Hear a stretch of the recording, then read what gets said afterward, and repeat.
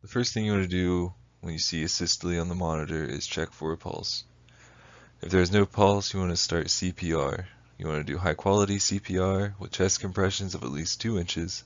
You want to allow the heart to recoil completely after each compression. You want to do 100 to 120 compressions per minute. You want to switch every 2 minutes, and you want to use a 30:2 ratio for adults, 30 compressions for every 2 breaths.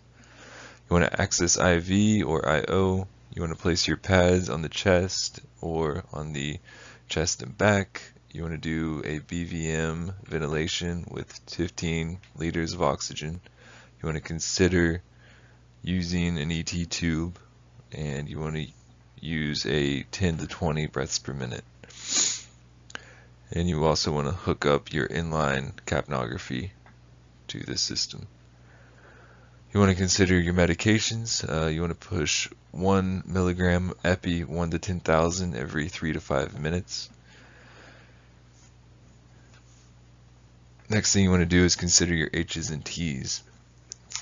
If you see hypoxia on the pulse ox, hypotension, or hypothermia, then you want to warm them. If you see hypo or hyperkalemia, or hydrogen ions, toxicity, pulmonary or coronary thrombosis, cardiac tamponade, or tension pneumothorax, you'll want to correct these issues, all while doing CPR and breathing for them.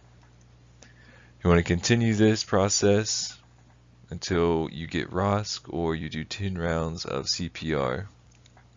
You can consider getting a time of death after 20 minutes of working them without return of spontaneous circulation.